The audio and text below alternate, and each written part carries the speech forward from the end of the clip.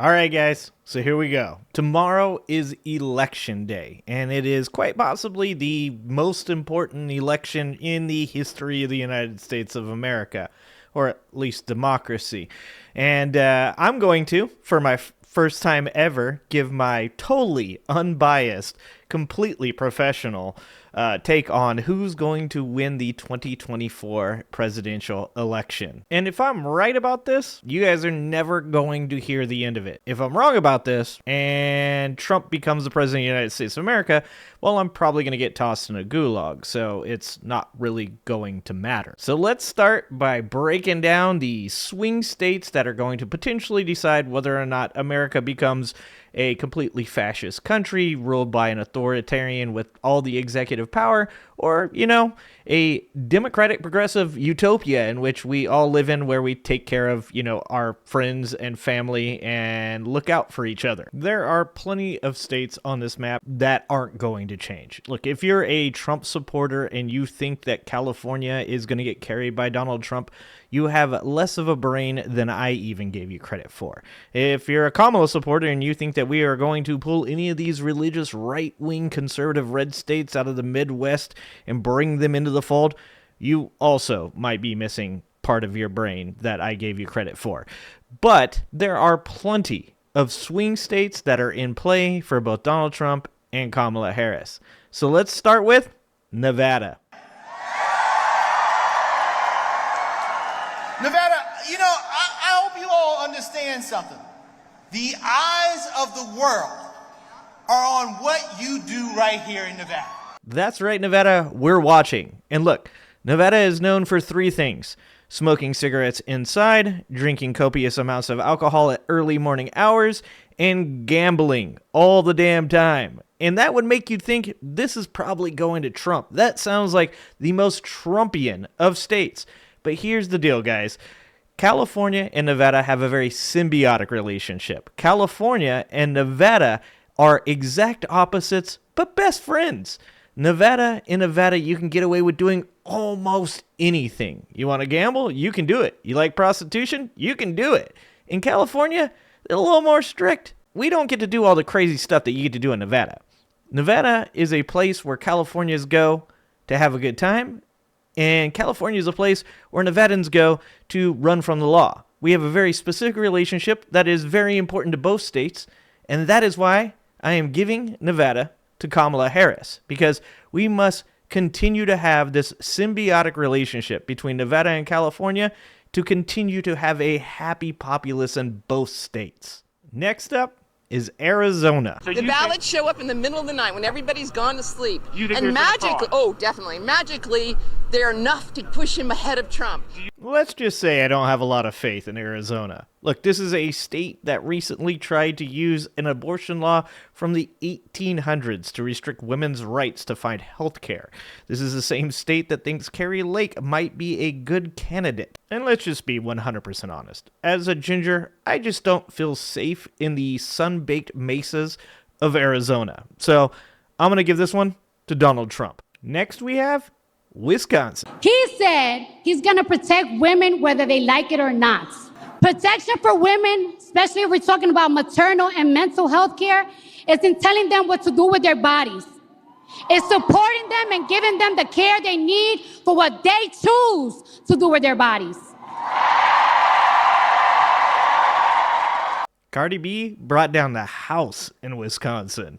And when you look at the fact that they excised a certain cancer named Aaron Rodgers out of the state of Wisconsin, sent him over to New York. Sorry about that, New York. That sucks for you guys, but it's really good for Wisconsin, because removing the conspiracy theory mind virus that has infected the majority of the MAGA Republicans that exist nowadays is essential to staying sane and mentally healthy. So with that in mind, I can't help but think that Wisconsin is getting better mentally, and they are going to vote for Kamala Harris. Next up, we have Michigan. The whole country is going to be like, you want to know the truth? It'll be like Detroit. Our whole country will end up being like Detroit if she's your president. And if you want to know what else Donald Trump said about Detroit, he also said, Detroit, half of it, they don't work. Well, I can tell you one thing. All of Detroit, probably going to vote against Donald Trump this year. The city of Detroit doesn't need Donald Trump, the former president, coming through their city and explaining to them just how much of a shithole he thinks it is. The city of Detroit already lost Barry Sanders at the peak of his career, but just like the Detroit Lions this year, Detroit is making a comeback. And just like the rest of the cities that are hosted in the NFC North, their state is going to be voting for Kamala Harris. Next up, the home of my Philadelphia Eagles, Pennsylvania. Do you feel like there's a problem with the political rhetoric in this country? A lot of Republicans are criticizing Democrats, saying to tone down the rhetoric. Do you think rhetoric is a problem in the country? I believe so. Yeah. I believe so, yeah. But I know if Kamala gets in, we're going to have World War III. So we definitely don't want her in. And this is one of your top sellers here? One of them, yes, sir. And it says, Trump that bitch? Yes. Yep. Well, I hate to break it to you, Trump supporters, but Pennsylvania is about to Kamala that bitch. Because in the state of Pennsylvania this year, more voters have registered as women and Democrats. So just like my Philadelphia Eagles, I think this year, Pennsylvania is going to surprise a lot of people, and it's going to bring home the championship to where it belongs. That's why I'm giving Pennsylvania to Kamala Harris. Blue wall, baby. Next up, state of North Carolina. Harris advisors issued a new memo on Saturday highlighting their belief that North Carolina is in play and attributing that in part to the bombshell investigation from CNN last week, uncovering comments the network says Robinson made on a chat board of a porn website in which he reportedly praised slavery and called himself a, quote, black Nazi. Yep. There's a lot of weird shit going on in North Carolina nowadays. Whether it's Mark Robinson and his supposed black Nazi comments, or it's Michelle Morrow on Twitter talking about the execution by firing squad of former President Barack Obama, there's a lot of very strange stuff going on. So the idea that Kamala Harris might be able to flip North Carolina has definitely been on the minds of Democrats. Turning the powder blue state blue would be amazing. And I would love to see North Carolinians take their shirt off, spin it around their head like a helicopter for the first black woman president of the United States. But I'll be honest with you guys, there's something in the water, and I just don't think it is going to happen. So maybe next time around, we might see this turn blue, but I don't think it's going to this time. I think that North Carolina still goes to Donald Trump. Next up, Georgia. According to Q, now I'm saying according to Q, again, I don't have any proof of this, but we're talking about who is Q, so I'm going to tell you what he says.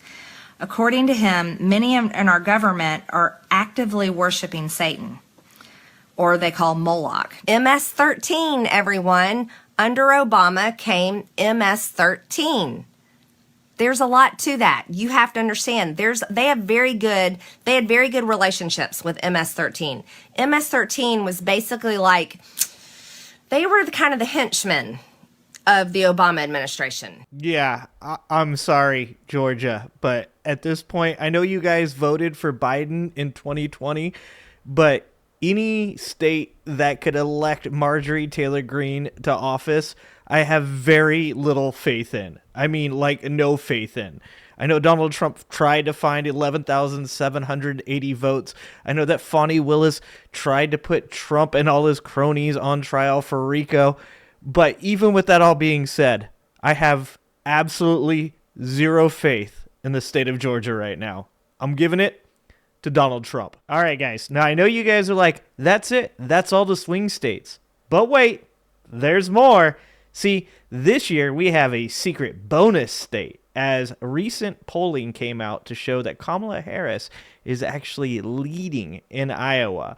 Now, do I have any faith that that's true? Do I believe that there's any real chance that Iowa is going to be blue for Kamala Harris? Not really. But since this is my super serious, totally professional, completely unbiased election result prediction, I'm giving this one to Kamala. All right, guys, we're going 282 for Kamala, 256 for Trump. You guys tell me what you think. Do you think I got it right? Do you think I got it wrong? Let me know in the comments. Let me know what your thoughts are. Tell me which states you think I got right and which ones you think I got wrong. And if I got this wrong and Kamala Harris does not end up winning the election tomorrow, I'll see you guys in the gulag. All right, guys. Love you guys. Appreciate you guys. See you next time.